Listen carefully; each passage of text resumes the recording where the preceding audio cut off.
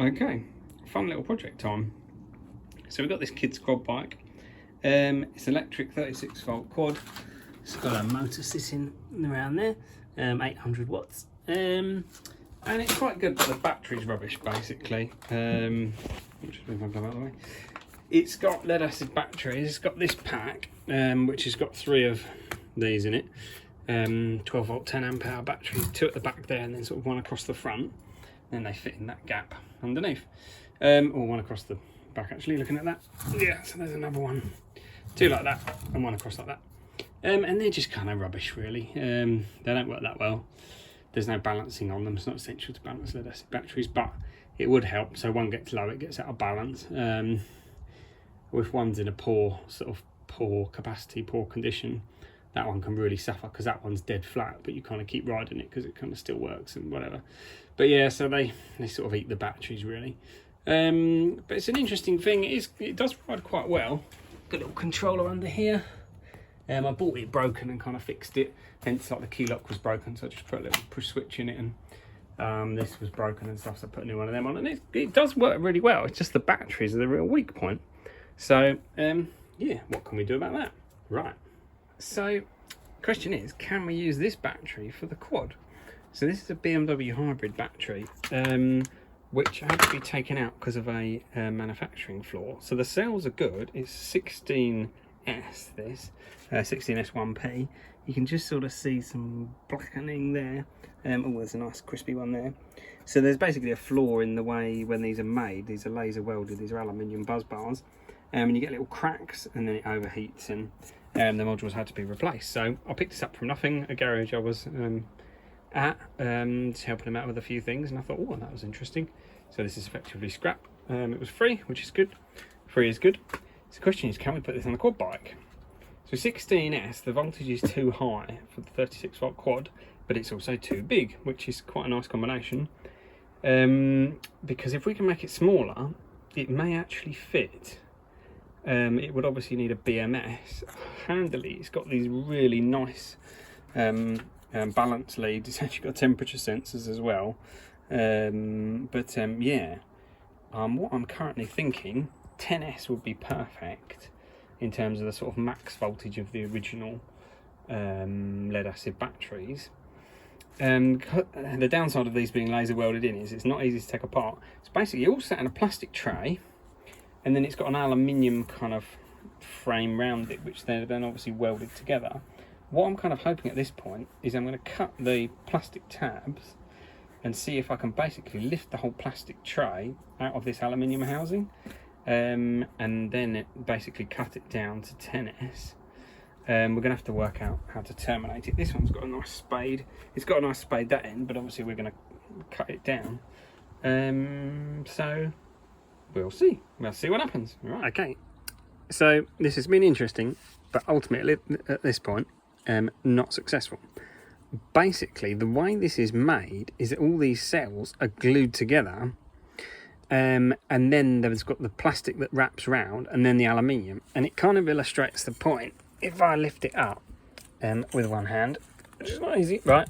So you can see there, we can't separate those, not in any kind of safe way. This was the bottom. I was kind of hoping that this plastic went between them and they were slotted into the plastic, but they're basically glued together. And then this, it's quite interesting, this aluminium case, but aluminium is obviously conductive, so it's got a plastic coating on it, and then it's got this kind of glue stuff, sealanty glue. So yeah, I was kind of, the ends are kind of stuck together as well, so the plastic that forms the end is kind of glued onto the cell. So I sort of started to formulate a plan where I cut this buzz bar and then kind of cut what I thought was the plastic between them. But that piece of plastic is just literally on the top. It doesn't go between the cells, because I was kind of thinking cut the middle out and just put the two ends together kind of thing. But yeah, I was kind of like marking this, preparing to cut, and I just thought, oh, there's a metal cover on the bottom, better take that off. And then obviously that's no good. I mean, the only way you could reuse this is, let's say if we flattened this cell to literally 0, you could actually then cut that cell safely. because it then wouldn't explode or anything because it has no potential energy. So when you short circuit it, there's nothing there effectively. There's no thermal runaway.